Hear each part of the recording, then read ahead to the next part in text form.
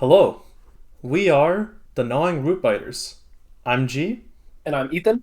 and this is our Spirit Island channel.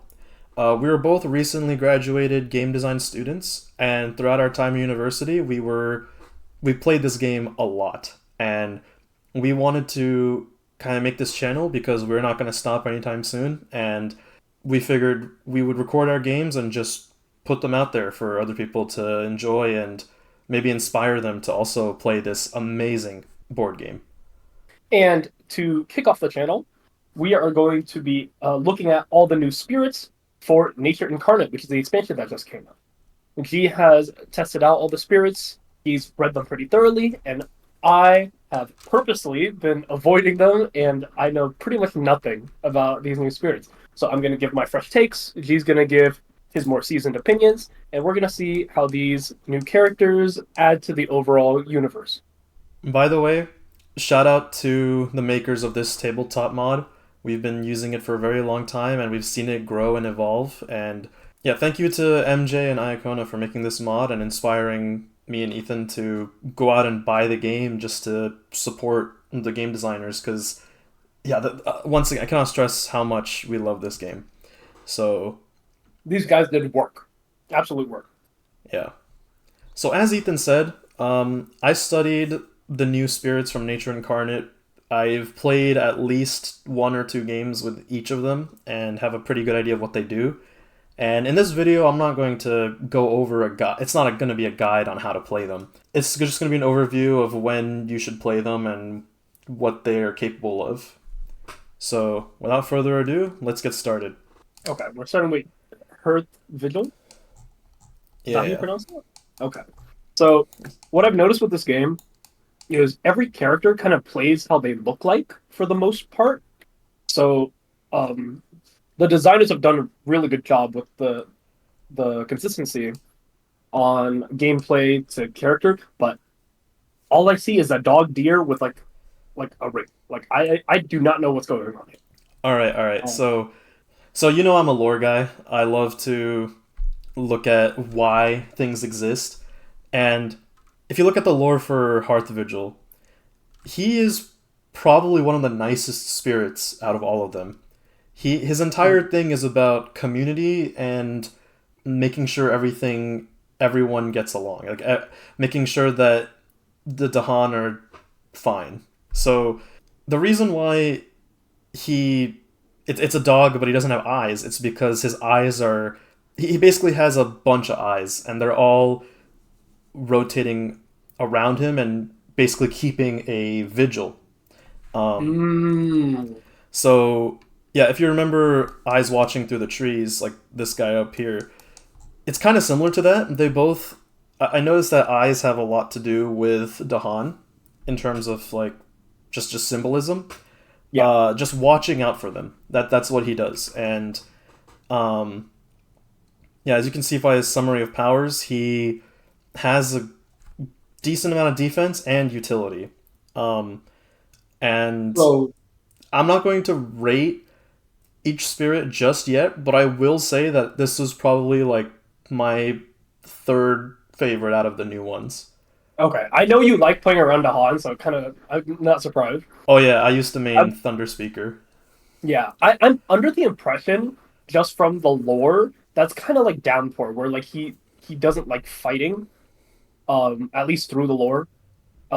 And I know he's gonna defend Dahan, but I wouldn't be surprised if he also kind of keeps like explorers are alive or something. It just prevents builds and such like that. So, are we good to look at the actual board, or are we just going to go on the outside? No, no, yeah, I'll choose the spirit and I'll show you what the board looks like. But unlike Downpour, where Downpour kind of just operates everywhere on the island, Mhm. Hearth Vigil only likes to stick around Dahan. Nice. And he's actually the only other spirit besides Thunderspeaker to actually have presence move with Dahan. Oh, Yeah, so that's crazy. every turn he just gets to gather a Dahan into one of his lands, and they didn't want to make it a special rule, so they created this whole new system of just saying, yeah, this is the bonus thing you get to do during your No, that's really game. cool. I like that. I peeked at it and I saw these two paths and I didn't know why it looked like this. Now it makes sense. Like Yeah. I only saw the two paths. I didn't actually read it. So let me go over the special rules. So Like yeah, yeah. So in lands where Hearth Vigil has presence, they also make Dahan stronger. So that's what Fortify, Heart, and Hearth is. Rooted in the community is the other nice thing. If Dahan would be added to your lands by anything other than Ravage, or not Dahan, sorry, Blight. If Blight is to be added to your lands that have Dahan in them without ravaging, then you just don't get to remove your presence. Your presence gets to stay fine. Your Dahan. Yeah. It's basically like this spirit operates like a two-way street. Basically, the Dahan watch out for you. You watch out for the Dahan. That's basically what this rule and this rule show. Oh. And then Loyal Guardian. I mean that's pretty self-explanatory. It's Yeah. when the Dahan move, you may move with them. But instead of Thunder Speaker, where it's move one presence per one Dahan, it's move all your presence with Any number. and any number of no. All of the Dahan have to leave the land. So if you move one Dahan, your presence doesn't go with them. But if all the Dahan, if the land would have no more Dahan, then they move. I see. So, okay. I know there's a lot of technical terms being thrown out and stuff, and I'll be completely honest. This video is more catered towards people who have experience with the game. Just to put that out there, we're spending a lot of time on Hearth Vigil because he's the one that is going to. We'll probably put out a video with one of us playing him next. But just to put it out there, like the other spirits won't take this long to explain. Okay. Yeah, and we're also doing intro stuff. I did want to say a couple things. So, first off, we do plan on doing a beginner's guide in the future. At least at the time of this recording, that has not been released. It will clear up all confusion for people who have not played the game that much or at all. And the other thing, less relevant to the channel, G, is this the character that you were planning on maining after Thunder Speaker? No, it's not. Okay, interesting. There is one of the Nature Incarnate spirits has stuck out to me as being my new favorite spirit. It's not this one. I said this is my third favorite. Okay. So let's try to wrap up. Yeah, let's try to wrap up. So, I read the innate powers. Basically, you are a very slow Thunder Speaker. You just gather guys and slowly create an army. Yeah, you're much less mobile, but you get to do more in the lands where you have presence. So yeah, okay. This power right here lets you let Dahan strike first, which is nice. And then this is what actually lets you get to move Dahan. But notice you can only move up to 2, and they have to be from your lands. Like, it's very clear you can't just gather Dahan around the map and play it like an RTS commander. You have your own like pool of Dahan that you have to work with. But again, you can gather them into your lands every game with this. This character still seems very good. Like if you look at the growth, you're always adding presence. The scaling on the track is not bad. And from my experience, single target land damage seems a lot more successful than like spread out low damage. Absolutely. Especially with scaling. I think the hard part with this guy is like your stray Dahan. Like if you don't have all your Dahan grouped into like a couple spots, it seems very difficult for you to actually like play the game later into the game because all the blight just goes everywhere. That's my concern. Yeah. They said in the playstyle section, he's great at defending Dahan, but he's not great at dealing with blight. Yeah. So that's his weakness. And then just real quick with the cards, we might not go. I'm not gonna go super into the cards because we'll go over that in our guides. But yeah, this is a fear card. This is a damage card, buff card, and then this is also a fear card. But instead of pushing, it isolates, which is okay. And if you look at the art, I mean, come on, look at the art. This art dog, is all doggo art. I love the idea of this dog. I mean, the eyes are kind of creepy, low key. Yeah, low key. But it's just so cool of having this like giant thing watching out for you. Yeah. I will say, I think this is interesting in co-op just because, like, he's basically like watching over your teammate, and at the same time, he can like make it a greedy thing because he is creating an army on your teammate's side of the board, Exactly. which is pretty cool. And you also this kind of works like a gift of constancy, where if they meet this condition, they get one energy and may reclaim a power card instead of discarding it. That's pretty cool. I didn't catch that. I've been skimming. Okay, let's go next spirit. Okay. Next Take your spirit, seat first. we have Ember-Eyed Behemoth. You remember when I said that the only kaiju spirit is Volcano Looming High? Yeah, well, it looks like we got another one. We've got another kaiju, and He literally he uses. is badass. Let me explain the. So Nature Incarnate has added this new system, which you'll see in a second. Oh, I need a 1 second. Just edit that. Nature Incarnate has added a new system, which you'll see when I select the spirit. 4 out of the 8 new spirits have something called an Incarna. So Okay. it is a special token that essentially is supposed to be a representation of the spirit itself. And the one thing that every Incarna has is the ability to empower itself. So you'll see with some of the other spirits that you have to meet a condition to empower the Incarna. And one thing I actually didn't catch until I read the rules thoroughly, take a look at the icon here. Yeah, So besides this giant eye, what do you see? I see a presence, Yeah, so and that means that this Incarna acts as a presence as well. okay. And so that means that when you empower it, you saw the star, Mhm. this Incarna acts as a sacred site when it's empowered. Okay.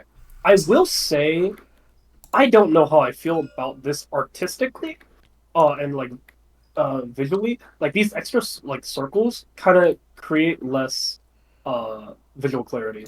Like I can barely tell this is more empowered just from a glance, but maybe that's just because I haven't played enough. Yeah, I think you. The thing is, when you empower your Incarna, it stays empowered for the rest of the game. Oh, okay. So, um, it's kind of like a scaling thing. It's a power spike, if you will. So when you have this growth option, it means you can only do that once. Yeah. So this is the most straightforward out of all the Incarnas in terms of empowerment. When you empower them, you can only do this action, and you can only do it once per game. I've Mm. tried doing a turn one empower. It's not good.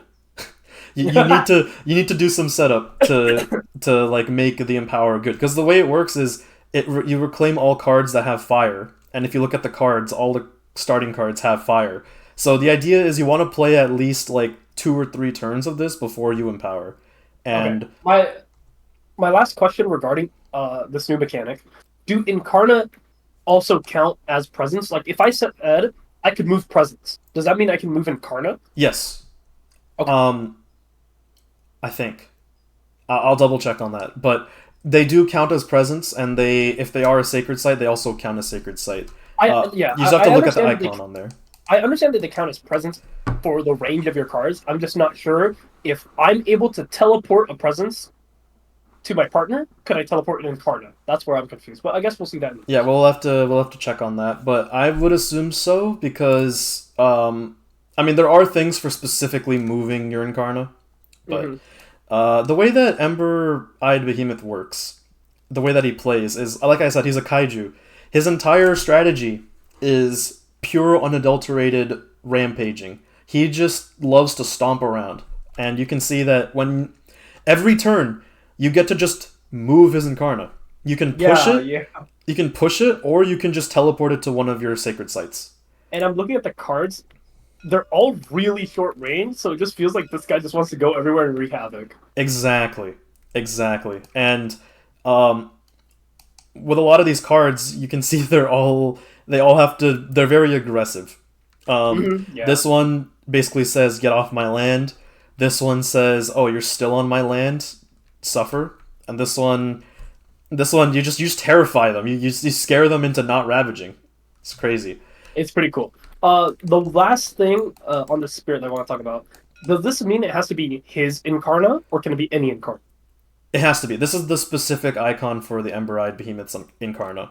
Okay, so they all have their own unique. Okay. They all have their own unique icon, yeah. And so the target land for so this is the main. As we discussed, all spirits have most of their power relegated to their innate powers, and this is no exception. You want to be trying to activate your innate power as much as possible. Yeah. Um, I will say this feels like a very Incarnate introductory spirit. Had this had one extra innate power, this guy would be high difficulty, but he's moderate. oh yeah, absolutely. Yeah. Um, and this is my favorite part. So as I said, you can empower Incarna, but what does that mean? Mhm. Basically the Incarna gets to do something special every turn. And for this spirit, they get to repeat the innate power. And let me tell you, it's every really time good. I played this spirit, I always managed to empower the Incarna on the same turn that I had both of these effects. So just imagine being able to do this twice. That And is insane. it doesn't function in the same way that repeat works on other things, in that you can take other actions before repeating. Like you can do things in between the repeat. Oh, okay, so it's like multiple charges as opposed to an immediate, like, on the stack repeat. Correct. Okay. And All right. I think that's specific to his because yeah, I think that's specific to his. Yeah, I think they have to specify that because repeat is one of those mechanics that gets really confusing if you don't know the details. Yep. Yeah, yeah. We All learned that right. the hard way. All right, let's go to the next guy. So this next spirit is he's very, I would say, unique. I think that he's a great addition to the cast. I just out of all the spirits, I feel like I have the least idea of how to play this guy. Which is weird because he's the last moderate complexity spirit. Um, Basically, he's like a banyan tree, you know? He kind of plays like a keeper of the Forbidden Wilds, where he just moves across the map slowly, creating this dense thicket that has special powers. And yeah, Towering Roots of the Jungle is another one of the Incarna spirits. He uses I think he's the only spirit to use this token, of not including aspects. He's the only spirit to use the new token, which is called Vitality. So they just added a token for one spirit, more or less. Kind of, yeah. Um, but it's not that difficult. Like you know how like Wilds prevents Explore, Disease Yeah. prevents Build, Strife prevents Ravage, Vitality prevents Blight. Oh, that's cool. So it's really easy to remember. Okay. So, Um, I want to say at first glance, he just seems like the opposite of Ember-Eyed Behemoth that we just talked about. oh yeah, Just yeah, because he's like full defense, whilst Ember-Eyed Behemoth was in full attack. yep, So, let's take a look at it. I think I would like this guy. yeah. Let's take a look. So I'll click on him and yeah. So as you can see, he has his Incarna, and you might notice that when you flip the Incarna, when you empower the Incarna, it doesn't do anything special. Like it doesn't add a new icon to it. Why? It doesn't become a sacred site or anything. So it's different. Every So Incarna is it's different. dependent. Oh, what the? What? Yeah, that's what I was complaining about earlier. That's why I don't like the visual clarity aspect of these extra circles. But Yeah, but we'll it's just see in like gameplay. if you know, you know. Like Yeah, yeah, it's one of those just skill issue. there's a reason why he doesn't need a sacred site, and it's because he's a slow guy. He's building sacred sites anyway. Yeah, yeah, I understand that. So the way that Towering Roots work is, like I said, he just generates vitality tokens, Mhm. and he prevents blight. In that regard, it's really nice to just have him on your team. To just have, I would say, on a two-player map, it's a little bit less important. So because on two-player maps, the innermost parts of the land are like on the corners, Mhm. but in a three-player map, you want a Towering Roots of the Jungle in the center to just lock things down. Like, No, that is really nice because the center is where stuff gets annoying because everyone's already dealing with the coast anyway. yeah, exactly. You just always deal with the coast, but the center, you always want to make sure that the island is locked down in the center, and that's what this guy does. He just says, "Yeah, no, you guys are not having a easy time coming in here." And while the keeper kind of plays more of like in a line, like he creates a wall, Towering Roots just kind of creates like a circle, like a just a circular barrier. That's kind of how it works. And yeah, let's talk about his Incarna. So Heart Tree guards the land. So his Incarna, it gives him range. Any land where he has his Incarna that he casts a power from, it has bonus range. So he has reach. His roots get to let him reach further. That makes sense. Um, Things can't take damage in his Incarna. Okay. Invaders can't be damaged. Dahan can't be damaged. Beasts cannot be damaged. And That's so good. Can land be damaged? land can be damaged, and that's what vitality is for. So it's basically like a stasis kind of thing. He creates these lands where like everyone is forced to be peaceful, and Hmm. they're just kind of frozen in time. Hmm. They can't damage each other or do anything to that regard. They can build up, but they can't attack. This But character looks so OP. they can attack the land. No, but listen, we established a long time ago that you can't. If the Dahan can't be targeted or damaged, then it's going to focus on the land. So, Mhm. in invaders not being able to damage Dahan, it means that they're going to damage the land instead. I understand that, but you have vitality to counter that. Exactly. So they can deal as much damage as long as you have vitality there. It's good. And you might notice that the empowerment is a bit different here. To empower Towering Roots of the Jungles in Karna, you have to you have to create a land that has 3 or more vitality in it and have the Incarna be in that land. Wait, what? Yeah. So you're basically trying to your early game objective is to spread as much vitality as possible, or if you're lucky and you have a good spawn, just stack as much vitality in one land as possible and then just move your Incarna there and then it's empowered. That is awful. Oh god. Awful in what regard? Like you have to AFK for 3 turns to empower yourself. Well, Well, I no, don't not understand. 3 turns. You can do it in 2 because there's a card that adds vitality.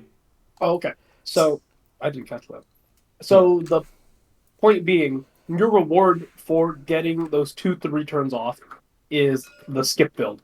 yeah. Like I said, invaders can't attack, but they can still build. But the Incarna says no, you can't build either. You're stuck here. You're frozen. Okay, good to know. So yeah, he kind of reminds me of Lure of the Deep Wilderness in that Yeah, I regard. see that. Just locking things down and not letting the invaders do anything. Mhm. Um, and yeah, like one other thing that I noticed about all of the nature incarnate spirits, they don't have such restrictions as the other spirits do. Like, look at this. They can. A lot of them have this effect that just says remove an invader or destroy an invader. Like, no discrimination. I can remove this city and do whatever I want with it. Mhm. That was And he can something. gather cities. Oh, yeah, exactly. You can gather cities too. It's crazy. Like, before, the only person who could do such a thing was the Finder of Paths Unseen, but the Mhm. drawback was that they had to be pacifist, right? Yeah, These guys don't care. These guys are. It's interesting. I mean, to get back into lore a bit, all the other spirits in Spirit Island, they have a personality of like, are nice or they're bitter or they're just the nature incarnate spirits feel like the rawest interpretation of nature. Like they yeah. just Our Roots of the Jungle is just like it's like kind but ruthless. Like it's yeah not gonna be stopped. yeah. Okay. And these cards these cards are he has 2 buffs instead of just one. He can replenish destroyed presence, which, by the way, they added a new icon for destroyed That's pretty presence, cool. and defend 2 in target spirit's lands from all spirits, which is really nice too. Yeah, this is the card that adds vitality or it adds wilds, which is really cool. You can play around both playstyles. And then 2 fear if invaders are present or adjacent. I mean, yeah, fear is also going to be instrumental because he kind of what I find with defense spirits is they need to do something else besides just defending. Yeah, they're very stally. So if they don't like fear out the game, they just lose. Yeah, Okay, the last thing I want to say on him is I feel like when if I were to play him, I would be never activating the Incarna unless I got really good spawn. Like I could see games where you have unempowered Incarna the whole game. and I think that's fine because it might fit the tempo better since he's a high scaling spirit. He just wants to get to late game, so we'll see. That's really interesting to me because every game I've played with the new spirits that have Incarnas, my objective was to just empower them. I never really thought about, is it something that I even want to do, you know? So I think that's a really good point, and that can kind of play into the skill cap for some of these spirits. Yeah, I definitely see like an angle where it's like a decision you have to make at the beginning of like the first explore. Absolutely. Okay. Okay. All right. So for this next spirit, I think you're gonna main this spirit low key. Okay. Breath of Darkness down your spine. So That's crazy. I know that you mained Bringer of Dreams and Nightmares for a bit, and I know how much you love your fear win cons. So let me tell you a bit about the spirit. Um, yeah, Abducts lone invaders. That's so cool. I'll explain what that means in a moment, but just from the lore perspective, you might look at this and be like, how is this different from Shadow's Flicker like Flame or Bodan? What does he bring to the table that they do not?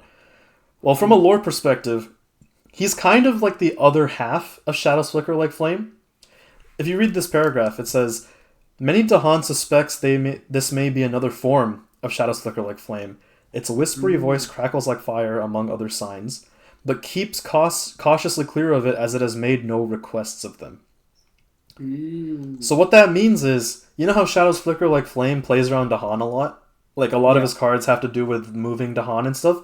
This guy does not care about Dahan. He doesn't have any cards that do anything with Dahan. Same thing with Bodan. Bodan has a lot of cards that rely on Dahan, but this guy, Breath of Darkness, does not. He's kind of untethered in that regard. So it's more like the darkness of like the empty unknown. Yeah, it's pure. It's the pure darkness, the void. I will say I would have not experienced that kind of darkness until recently when I was driving home. So, like just a couple days ago, I was doing like a 6-hour drive starting from like 7:30 p.m. So like I'm just driving more or less in the middle of nowhere on the highway. I see no lights except the ones in front of my car. That is freaky. So this is very much what I imagine the spirit is like. Yeah, in a way, he's more terrifying than the other fear spirits. And yeah, lore wise at least. I just there's one other thing I have to just, I can't tell you it. I have to show you it. I'm gonna pick the spirit after I pick my seat. There's something I have to show you because I can't tell you it. Okay, maybe I'll discern it. Hold on, I have to start a game for this. You have to start a game? There it is. What is that? So you know how there's spirits like Fractured Days that have a pocket dimension? Mm-hmm. This guy has a Shadow Realm. You saw earlier that he abducts invaders. This is where they end up. That's messed up. So the way it works is you put the land, or you put this Shadow Realm on the island, and it basically exists as part of the island, but it's not part of the island. Like, invaders that are in this land in the Shadow Realm are essentially phased out of the game, except for checking victory conditions. So if there's a city in here, which yes, you can just, that is why you can abduct a city. If there's a city in here and there's no city on the board, the game's not over because you still have to take care of the city. Mm-hmm. So I'm gonna bring the Shadow Realm back so I can use it as a reference. And yeah, you can see all the different rules are written on the Shadow Realm. So this just looks like stuff for nerds. Like, we don't actually need to talk about this in this review. Yeah, not until we actually play the spirit. Yeah, sounds good. Oh my, what are these? Yeah, by the way, he also has an Incarnate right here. So he has a Shadow Realm and an Incarnate. And it's a beast. It's a beast. Okay. Yeah, the Incarnate counts as a beast. We just added that for fun. Yep. And yeah, he does kind of play around beasts a little bit. He has a card called Terror of the Hunted, which Mhm. lets him do more if the beasts are present. But cards aside, let me explain kind of how all these. How does his presence, his Incarna, and the Shadow Realm, how do they all tie in together? So, if we look at his passive, he has an Incarna, and move your hand. It empowers after you uncover this presence track. So once you have this track, then your Incarna is empowered, which means that your Incarna gets to abduct things anywhere on during Okay. fast phase. That's the biggest thing.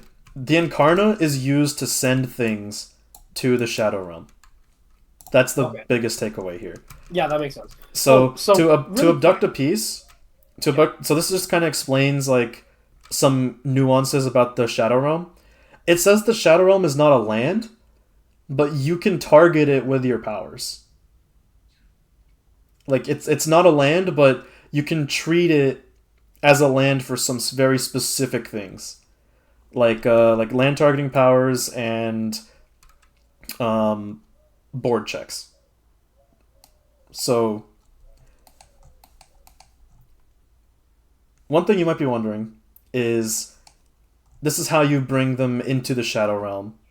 How do you take them out? Well, the caveat to playing this guy is that during every growth phase, you are going to be forced to remove pieces from the Shadow Realm. Yeah. So it was said in the playstyle paragraph that reclaiming on the spirit hurts a lot. You do not want to reclaim as if you can help it, Mhm. because then you just kind of have to spout out everything from your Shadow Realm. And Yeah. but what's nice is that you can choose where it goes. It has to when they get thrown out of the Shadow Realm, they have to end up either on your presence or your Incarna. So you can kind of have like a spread around the map of places that uh, you would be okay with having things there. Okay. So I'm noticing that this passive here says your land targeting powers can target the Shadow Realm as if it were a land. Um, does that mean does that imply I'm always in the Shadow Realm? No, Like, well, kind of. Like you always have access to the Shadow Realm. okay, so something at zero range, no matter where my Incarnate is, no matter where my presence is, can access the Shadow Realm. Yeah, it says that Okay, you okay, ignore range. okay, that makes sense. However, you can't. I looked into it. You can't gather or push things into or out of the Shadow Realm. Yeah, because it's another dimension. That makes sense. Yeah, but you can like deal damage in the realm, and you can deal damage. Oh, that's the other thing. Just like Bodan, this guy doesn't. Well, he does deal damage. Okay. Okay. However, if he deals damage to the only invader in the land, he abducts it. So this is not exclusive to explorers. If the last invader in a land is a town or a city, he can just if he deals damage to it, any amount of damage, he can abduct it or he has to abduct it. And having having pieces abducted is good because his passive basically says generate fear per invader in the Shadow Realm. So think of it like a Shroud of Silent Mist, where having invaders under your control is good for your fear generation. Yeah, that makes sense. Okay. So, Uh, and yeah, you can see here it says one damage at your Incarna, push the Incarna, and this just kind of lets you chain abduct people across different lands, like in a line or whatever. yeah. I I want to say the only thing I don't think I like about the spirit is that your growth option is always just go to here. I might be wrong. It could be go to the replays and then go to here, but it feels like you always have to empower Incarnate first.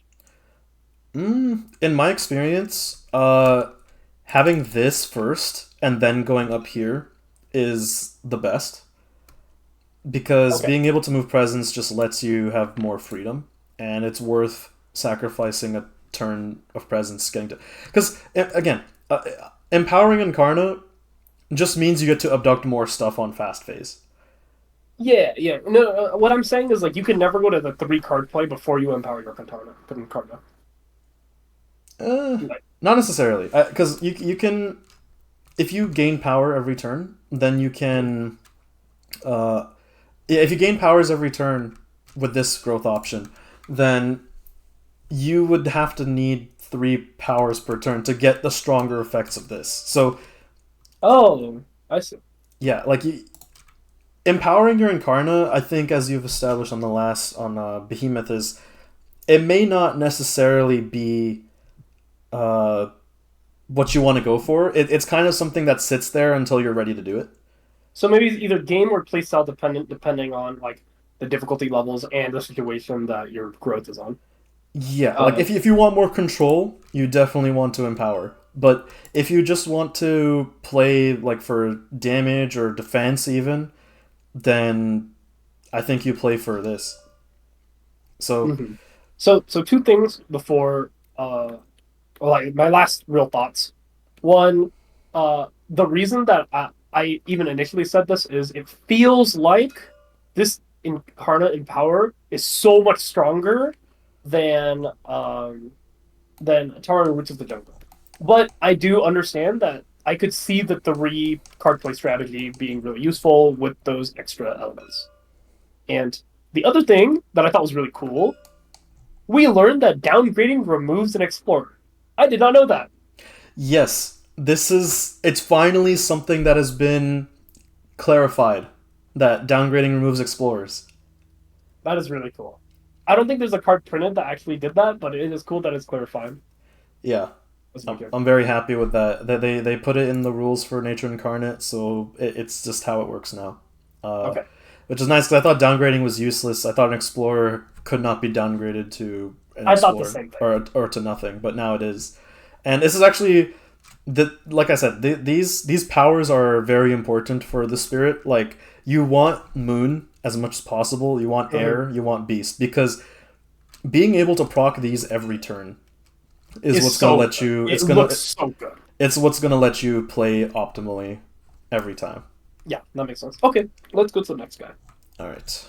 This next one, this next one, Wandering Voices, Keen's Delirium, was actually the hardest spirit on our list, which is weird because there's a very high coming up, but Wandering Voice, Keen's Delirium.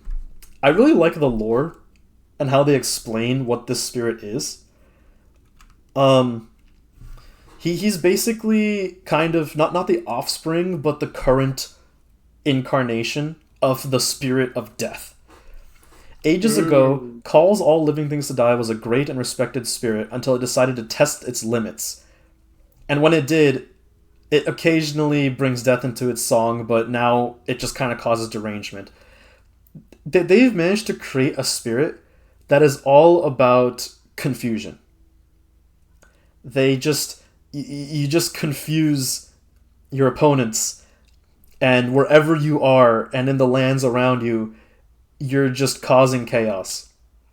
It's like Oh, okay. it's like Grinning Trickster, which is really I'm really happy about that. There's another spirit like Grinning Trickster now who deals in strife. I really love that. However, Yeah, the that's way cool. that he That's does cool. it is less about messing with invaders directly and like trying to cause chaos, and more of just like kind of existing. You remember the Tasmanian Devil from Looney Tunes? Yes, yes, yes. This is that guy. This guy is the Tasmanian Devil of all the spirits. He literally his incarna is a tornado that goes around the island in a circle and just causes stuff to happen. So, Okay, let's see it. oh, and he's very mobile, if that wasn't already implied. He starts out with his Incarna already being a Yeah, Sacred that kind of Sight. makes sense. And Oh, that's pretty cool. So he is the most. is he like an early game spirit? Yes, but you have to play very precisely. Because notice on this board, on all the other boards, there was a big button that said Empower Incarna, right? For Ember-Eyed Behemoth, it was here. Yeah. For Shadow, it was... Or not Shadow, for Darkness, it was here. And then for the other one, it was in the passive. For this spirit, if you want to empower it, you have to meet the last condition of this innate power. But if you That is crazy. That's minimum 4. But if you look at it, it's actually very, very easy to accomplish. The way that I did it when I played Delirium was you see this up here? There's this growth option that just gives you an air element. Oh, so you can do it on turn 3. Yeah, you can do it by just being able to play 3 cards. However, they have to be very specific cards. So notice that it requires 1 plant and 1 fire. You have exactly 1 starting card that does plant and 1 starting card that does fire. Wait, he has 2 cards? No, he has 4 cards.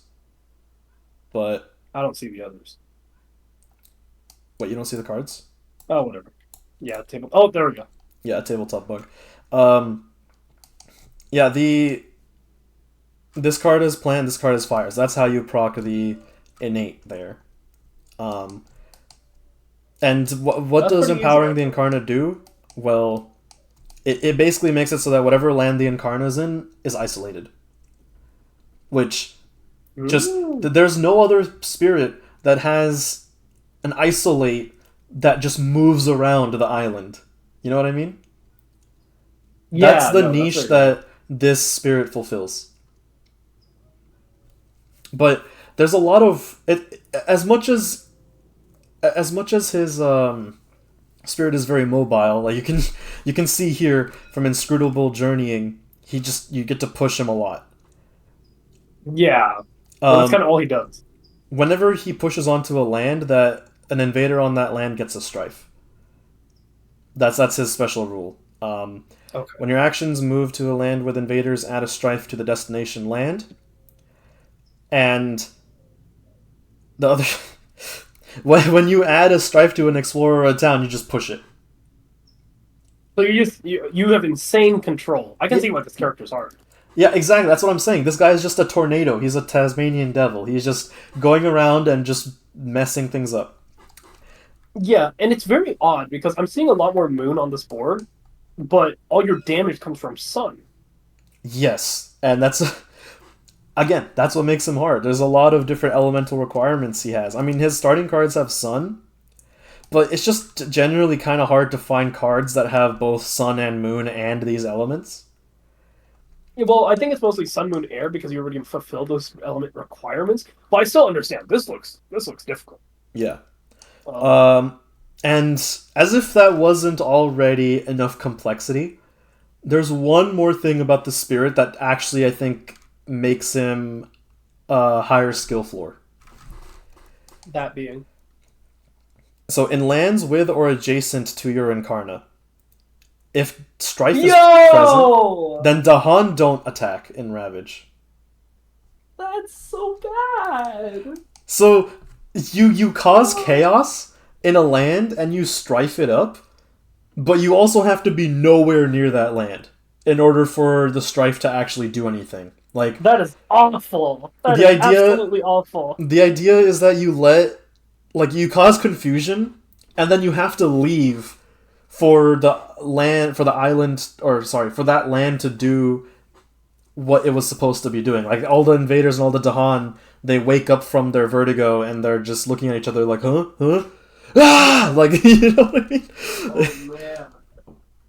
It's, this is the hardest part about the spirit, honestly. Like, there have been there were some turns I was playing where I just really had to think about my positioning to make it so that the Ravage actually went through. Yeah, this is like one of very few spirits where like positioning in this sense matters. Like, I don't think I know another spirit where it's like you have to get out of here except for Blight. Yeah, exactly. There's a lot of spirits where it's like, okay, yeah, you can move, but you get punished for moving without thinking. Like Thunder Speaker, if you lose a Dahan, you lose a presence. But this is on another level. Yeah, he's definitely playing a different game. But other than that, he seems pretty simple. Like Simple. it's simple but not easy, is what it comes off as. You know what I mean? Yeah, like it's like a lot of things they come together to become cool. Yeah, it's very intuitive. Yeah. This is my second favorite spirit, by the way. Hearth Vigil is my third. This is my second.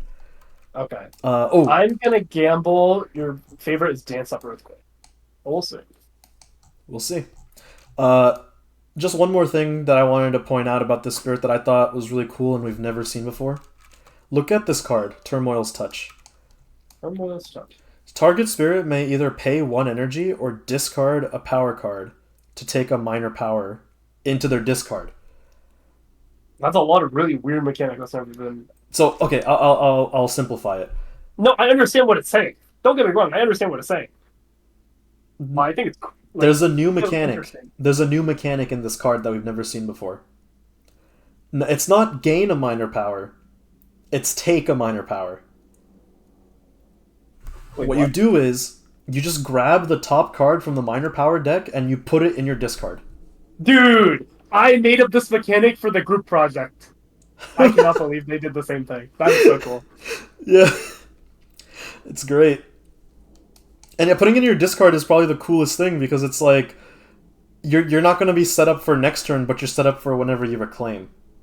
Yeah, and like you don't feel bad getting something in your hand, as opposed to more or less a free card that didn't cost that much, Yeah, exactly. which is It's actually a really great turn one card in my experience. I see. Okay. All right. Relentless Gaze of the Sun. Have you ever wanted to be the living embodiment of I'm firing my laser? Oh my god, is this what it is? Just looking just looking at his play style and his lore, his entire thing is moving around stacks of 3 presents. And they're basically those stacks of presents are essentially just lasers that are circulating the land. So you get to just deal it straight up says what does it say? What does it say? Because of its single-mindedness is better at dealing with large problems than small ones. They just tell you how it is straight up. Yeah. And he feels it feels like Ember-Eyed Behemoth in the way that you play him because he's pure offense, but there's few caveats that make it harder, and I'll show you what I mean. Okay. I do want to clarify one more thing. He doesn't have an Incarna, but if he were to have an Incarna, would 2 presents and then the Incarna count as 3? Well, no. The stacks of 3 presents are his Incarna. Like every No, I'm saying hypothetically, like for a different spirit. Oh. Like would a presence and an Incarna count as a sacred site? Would a presence and an Incarna count as sacred site? Yes, they would. Okay. Yeah. Look at these growth options. Yeah. That's pretty cool. He operates off of he needs a lot of energy. He's literally the sun. He needs energy. But notice that he also kind of works the same way as Spread of Rampant Green does, where every turn he gets to add a presence. Well, the main difference there is you don't get to add more, except for the destroyed one, kind of. Yeah. But you never progress your presence track faster than you're meant to. Yeah. So his passive is after you use a power card, if you casted the power from a land where you had 3 presents, then you can just repeat it on that same island. Or not same island, same land.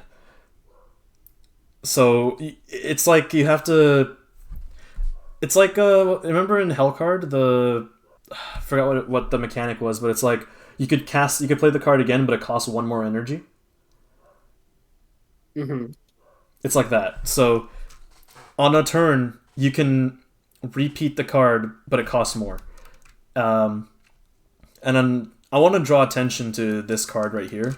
Focus the Sun's Rays. Focus the Sun's Rays is probably the most important card for this spirit.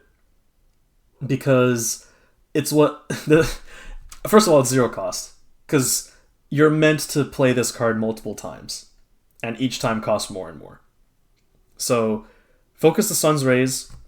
The way I played it was I tried to use it as much as I could, and I would also try to put as many bad lands as I could.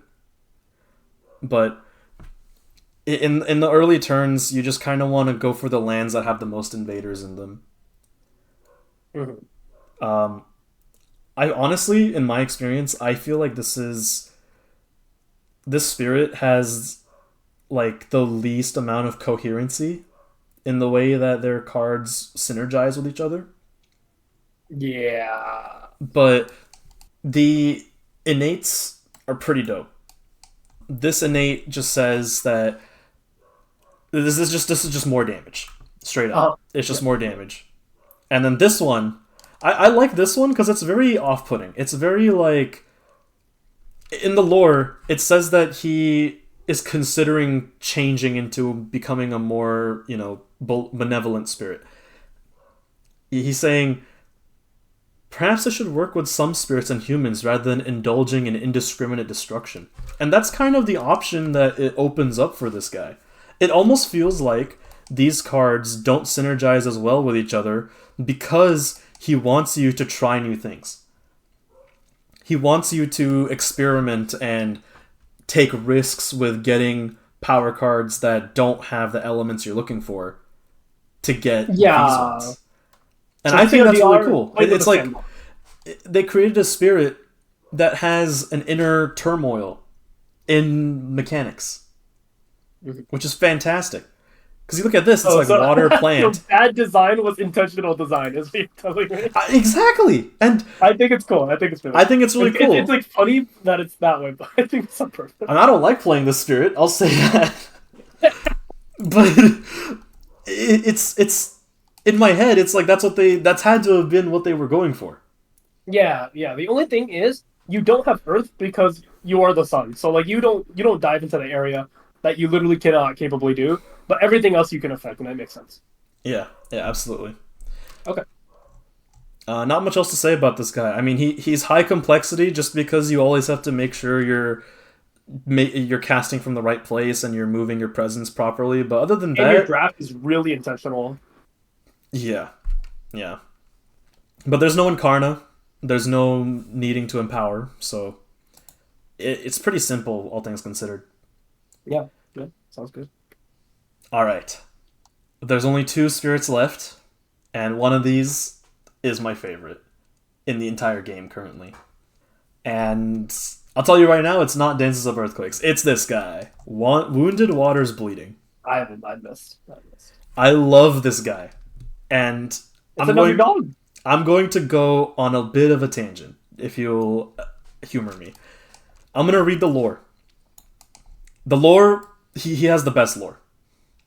In years past, Peace Waters was a woodland pond fed by a small river, a spirit of contented coexistence and the gift of water. Humans and animals would drink in peace and then move on. The invaders, too, found Peace Waters, drank and moved on, upriver, where they built slaughterhouses and tanneries, pouring blood through the pool day after day, year after year. The spirit that used to be Peace Waters has barely survived. It is no longer a spirit of peace, but has not yet found coherence in a new nature, and until it does, it is at risk of unraveling altogether. That's pretty cool. Just look at this art. This is the best art they've ever made for a spirit. This is the best art. This really is the best art. This used to be a very peaceful spirit. In fact, I would even say that this is a peaceful version of River Surges and Sunlight.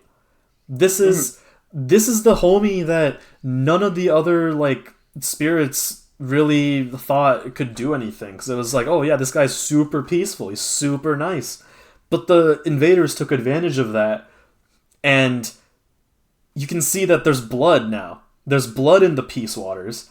And you have to kind of take into account that you look at the spirit and you're like, what could possibly be in store for me? You have to take into account that, there's some violent nature, but there is also a chance of redemption, of becoming back to the way you were, maybe even stronger. And that's what I love about the spirit. Remember how I told you that there is a spirit that managed to successfully integrate alignment? This is what you meant? This is that spirit. So you can be evil. As you play this game as this spirit, you can decide if you want to be good or evil. And I'm going to show you. I'm so excited. I'm going to show you how it works. Okay, just run it. I don't understand. I need to see it. Okay. So, a healing marker. Every turn. Oh! So. Oh, that's cool. So that's cool. Every turn, you are basically playing as if it's Blighted Island. Look over here. This passive. Each spirit phase, you claim a healing marker matching whichever of water or beast you have more of. And then, depending on that marker, you get to claim a healing card. And once you have your... There's 2 stages of healing cards. There's kind of like there's the one you get on turn 3, and then there's the one you get on turn 5. The idea is that on turn 5, you no longer need to seek a path towards healing. You no longer need to destroy your presence or forget your power cards every turn. Yeah. You can see that the 2 innate powers are basically the duality of the spirit's alignment. You have Swirl and Spill, which is all non-violent actions. Pushing and downgrading. Whereas Sanguinary Taint, which is... I hate that name, but... deal damage, create beasts, and deal even more damage. So you're kind of playing off of both of this like peaceful nature and violent nature. And it's literally, oh my god, I just realized this is why they made the art look like a wolf creature. It's literally inside you there are 2 wolves that are always fighting. And the one that wins is the one you feed more.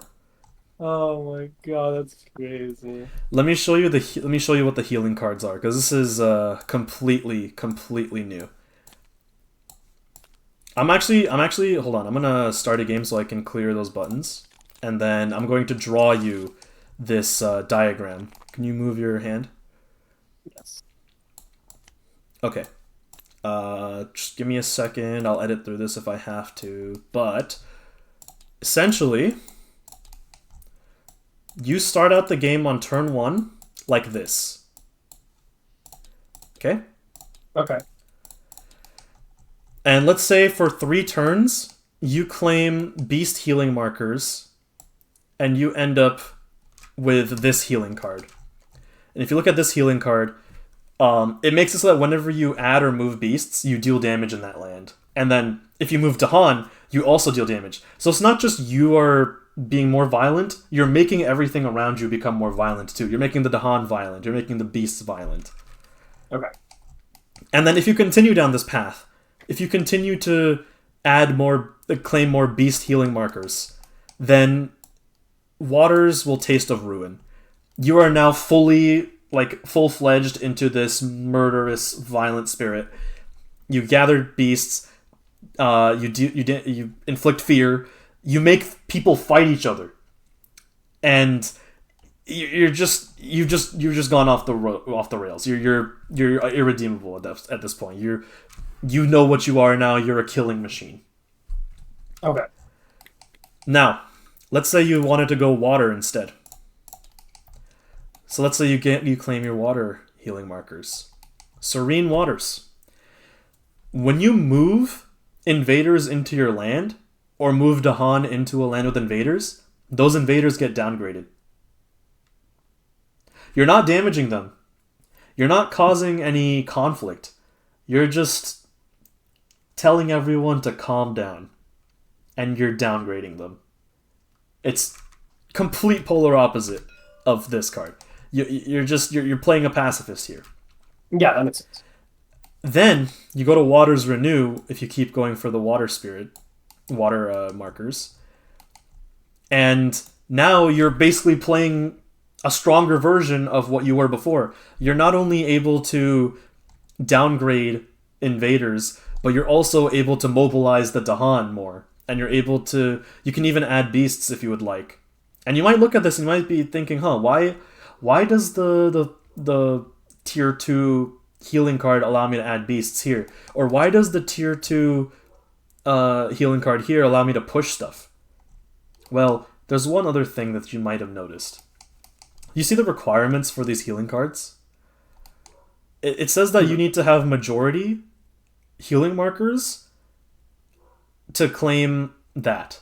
However, let's say that midway through, you're on your murderous rampage, or you're on your peaceful pilgrimage, and you realize, this ain't it, Chief. You can switch it up. Oh. So essentially, it's not that you're locked into these alignments. You have 4 different outcomes for what you can do with your healing cards.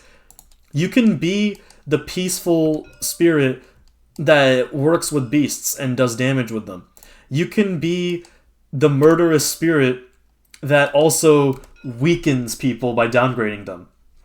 You can choose to be fully peaceful, or you can choose to be fully violent. It's always up to you. And It's this is like the TLDR of alignment, effectively. And from I will say I have played the most games out of all the new spirits. I played the most with this spirit, and I have played a game with each of these alignments.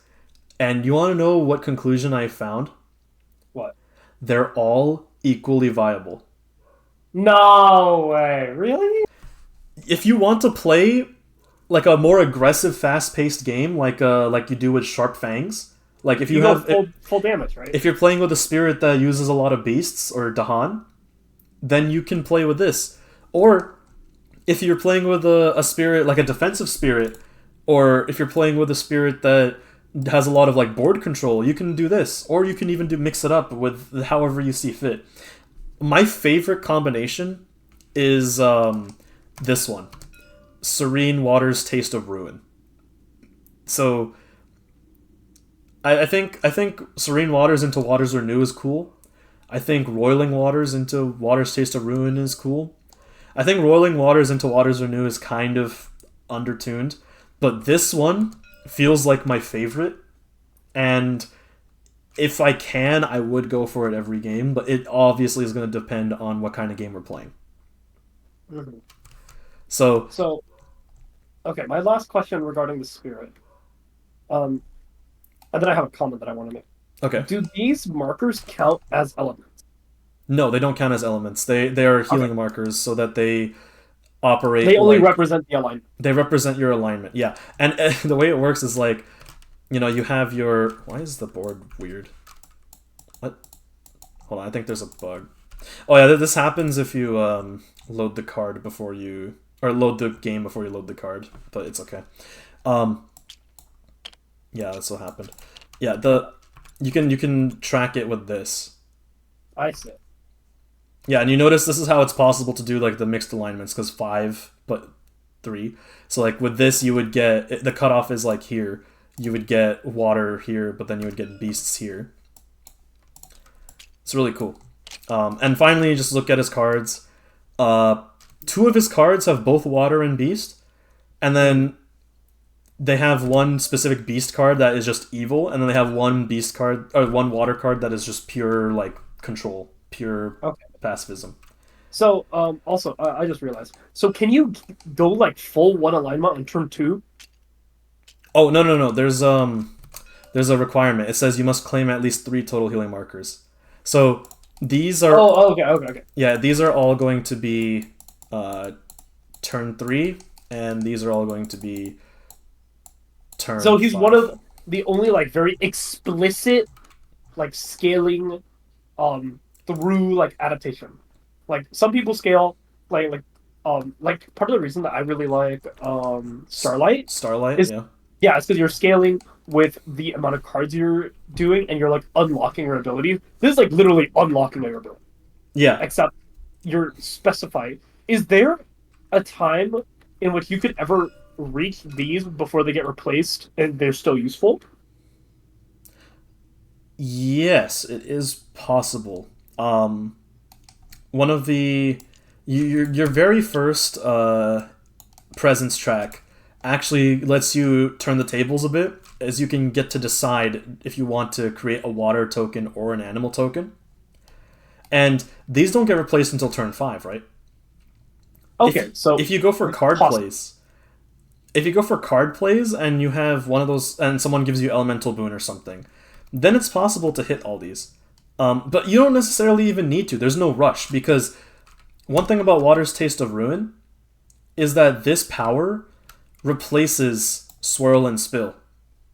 And this power replaces Sanguinary Taint. So it's not like these powers are going to be gone. It's just that they'll be replaced by whichever. I just realized one counterpart. more thing. While Yeah. you're playing, I imagine that you can also tailor what alignment you choose based on the cards you're getting and like what elements you're kind of favoring. So if you're getting like more water elements, you might just want to lean towards the Waters Renewed because you're getting higher value regardless of the situation. So that's kind of going to play into your decision making, I assume. It is. There's two things about the spirit, though, that kind of limit you a bit. So one of them that I mentioned was that every turn you have to either destroy your presence or forget a card. Yeah. And I think that's fine. I think that destroying a presence, I mean, when you are fully healed, you get to add a destroyed presence back, which is nice. And then if you forget a card, I mean, well, if you know what track you're going down, then you can forget the card that's not going to have any effect on that track, right? Yeah. But the other thing is, notice the card plays and the energy gain per turn. You get no energy per turn, and you don't get 2 card plays until turn 3. Like, Yeah, it's very limiting. so you're only playing 1 card per turn, which I can see being a problem against like very high difficulty. But the scaling should more than make up for that. You think so? Okay. Yeah, like I think you'll I'm start curious off. to see how this plays. You'll start off weak, and then you'll just pop off, because Oh, these two powers, these two healing cards, not even the ultimate ones, but the midway ones, are so strong. Like, yeah, I can see. No, these are crazy. But you have to wait till turn 3. Like turn 3 is kind of like the tipping point for this character. exactly, yeah, Okay. The yeah. And, last thing. anything else about this spirit? We'll just have to see how it plays in a game. Yeah, I think I don't want the video to extend too long, but I really wanted to say, did you notice anything with the card art here? Did I notice anything about the card art? I mean, yeah, the color palettes. Yeah, they're made in watercolor, bro. Oh my god! Wait, Like I think it's either oil painted or watercolor, but I'm pretty sure it's watercolor. yeah, this doesn't look like oil or pastel. This looks, It dude. is What? watercolor, bro. It's so cool. That is so cool. That's such an unnecessary detail that they had. I love the one that confuses me is that this one is both water and beast, even though it's just straight up blood. But yeah, Blood this in one the has water, no bro. blood in it, which is so sick, and this one has no water in it. So maybe that's Yeah, yeah, but no, it's intentionally stylistic, 100%. yeah. I think this is the character they try hardest the design the most on. Really, that's what you think? I can pretty easily tell just through the visuals alone. Like they literally have custom card art design for the character. Who made this? Nolan Nasser. Nolan Nasser. I think I they think have to he made find a couple other spirits too. I can double check, but yeah, but like what character that is like water also gets watercolor art. yeah. Like that's crazy. Like I mean, River. Oh, River was also made by Nolan Nasser. yeah, but you can tell stylistically that River is a lot more like simplistic, uh, Yeah, both yeah, artistically and thematically. yeah, Like what like Wounded Water's Bleeding definitely needed its own like artistic design for sure. to make it work. And yeah, this is my favorite spirit because of that. Like, I there's can so see why. much stuff. So I love It's it. so cool. It's very cool. Okay, last one. Last one. All right, this last one, Dances Up Earthquakes. Um, this is one of those spirits that I don't see a situation where picking this spirit is ever bad. So he's a good generalist. Yes. However, um, how do I say this in a not way that you're not gonna get upset by? I Why did you square that? because they both have 6 power cards. These guys are like the same in terms of complexity. This spirit, I'm gonna say something controversial. This spirit is if Serpent slumbering beneath the island was good. Okay. Serpent is so bad. I know Serpent's bad, but it's fun. Serpent is like a pure utility, and they eventually lead up to an Earthquake ultimate.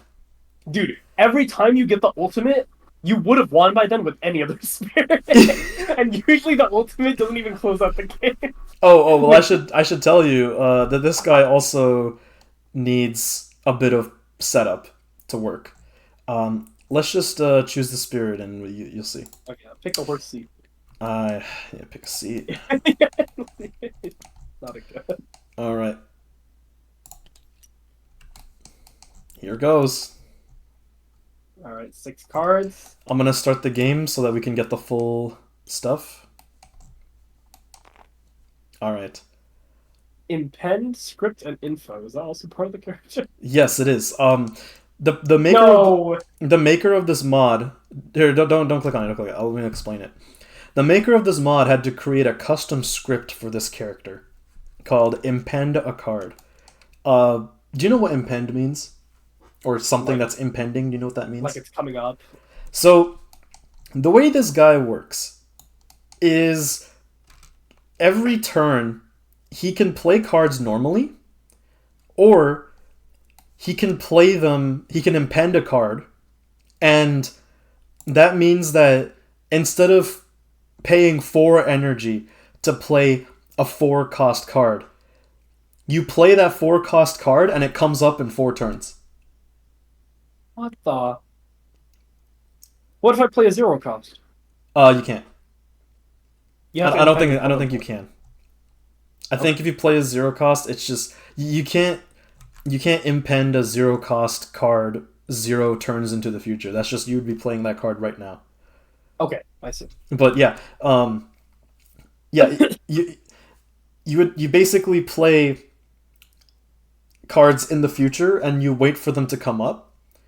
And for me, the best part about this character that I saw when I played with someone who played it was, let's say it's turn 2. Yeah. And you play a card you impend a card that will come into play in 4 turns. Mm-hmm. In turn 3, you impend a card that will come into play in 3 turns. In turn 4, you impend a card that will come into play in 1 turn. Do you see what I'm getting at? On turn 5, all of those cards are going to play, and it's not going to affect your card plays. You can play up to 6 you can play more than like 6 cards on a single turn, despite only having 2 card plays.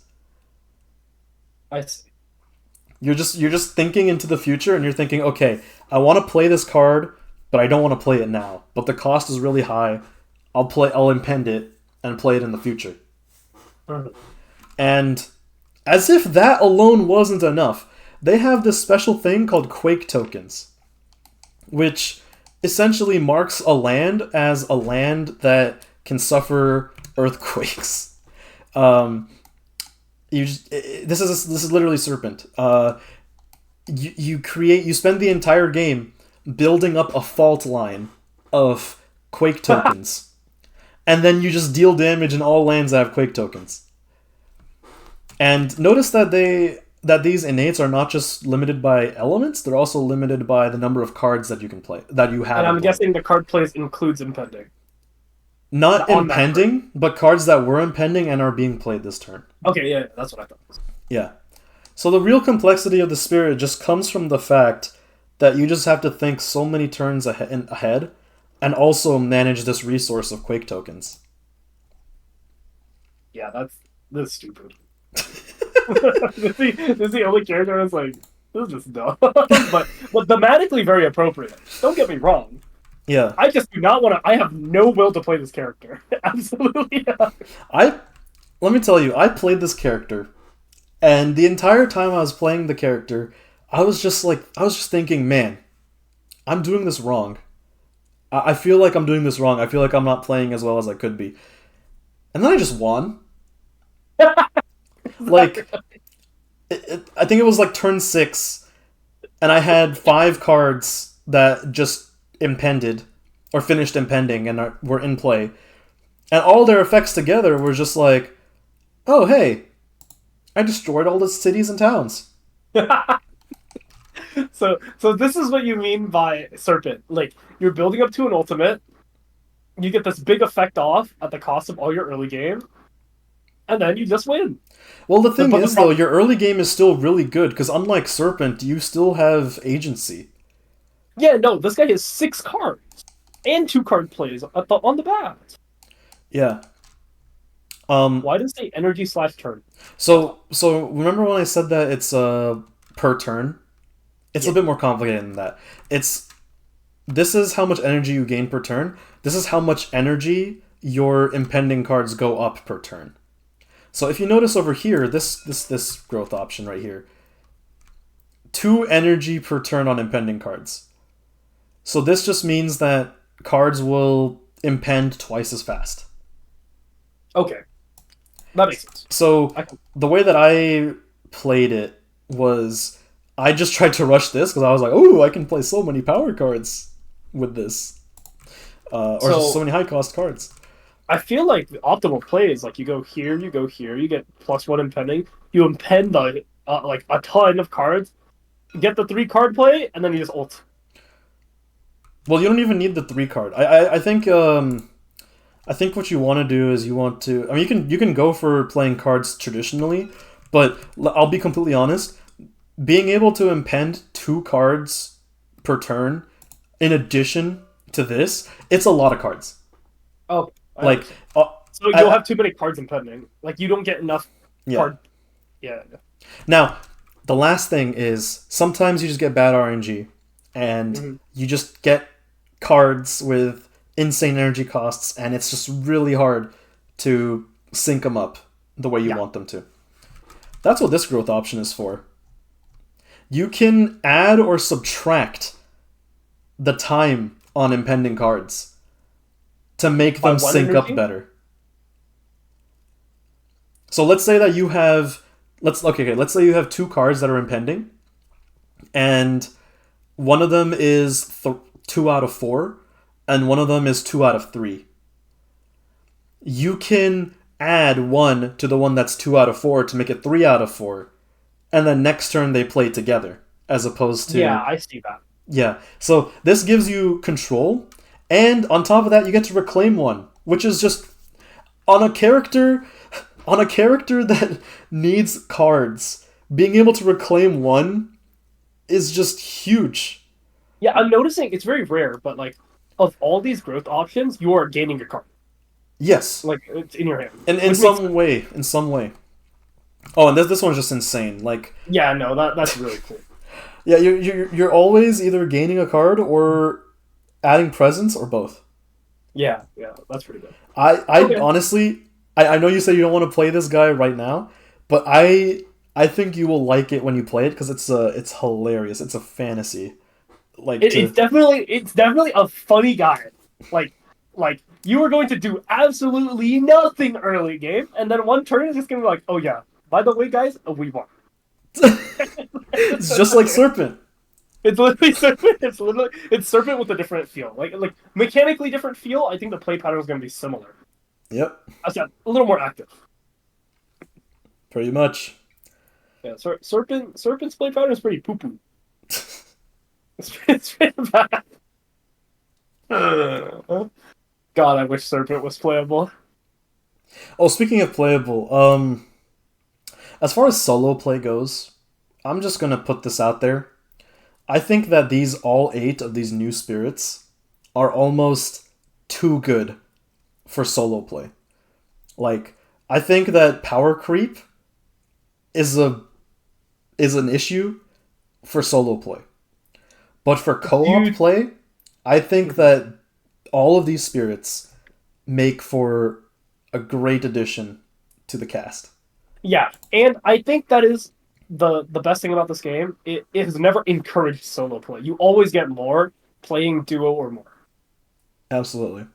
Yeah. And I can see why it favors solo play. Like Incarnate don't have to move as much, such and such. Um, Yeah, so I'm glad that design is favored for not solo play. Like it's so easy that it's not fun, and you definitely get more off duo play, duo plus. mm-hmm. All right. Well, I guess that will Yeah. be the end. So overall, based on first impressions, who do you think is the spirit that you would like to play? The spirits you would like to play the most out of these new ones? The most. Yeah. Um, I'm definitely leaning. At least the spirits I want to try out right now. I want to try Towering Roots, and I want to try Breath, Breathe, Breath of Darkness down your spine. Mm-hmm. I think the spirits I would like to play long term the most might still be Breath of Darkness. Definitely Wounded Waters. Yeah. Uh, but I think I need to see the power cards a little more. I wasn't able to analyze them a lot, but I could see myself playing Hearth Vir- Hearth Vigil, Dances Up Earthquakes, and Wandering Voice of Delirium a lot. I've never been a fan of just pure damage. So those spirits don't like speak to me, but I think someone like our friend Trey would really like those because he tends to like just high damage simplicity. Oh yeah, no, I 100% agree. Like if there was one spirit that I would recommend him to play, it's this It's the guy. kaiju. It's the kaiju. It has to be the kaiju. I'm not even joking, dude. Like I He kind of looks like it too. the first time I played Dances Up Earthquakes, the game took me an hour and a half. The first On time I single player, played it's pretty insane. the first time I played Wounded Waters, it took about an hour, I would say. Okay, The that's the more first reasonable. the first time I played Hearth Vigil or Breath of Darkness, it got lower, like 30 to 40 minutes. 40 minutes is reasonable. I've beat the game with this guy in 15 minutes. Dude, I won on turn two and a half. The no, same turn that I empowered my Incarna. I won. nah, that's dumb. That's stupid.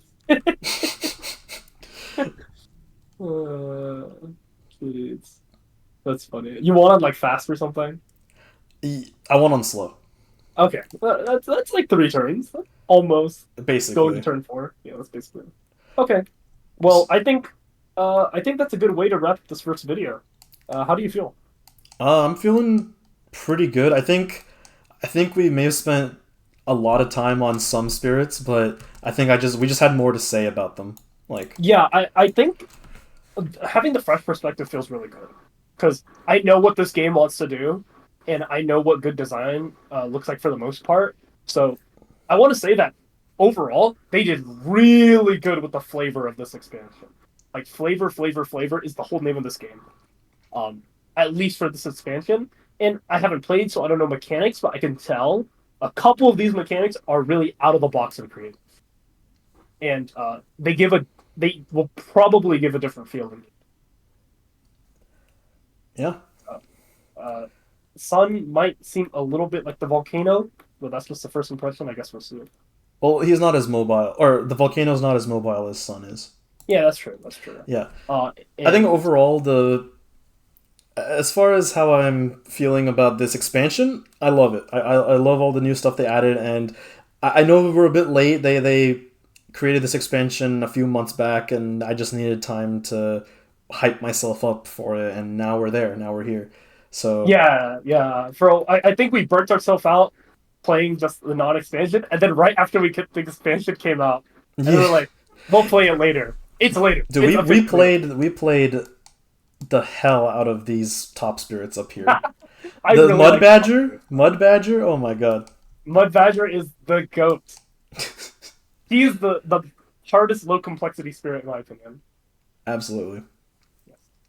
All right.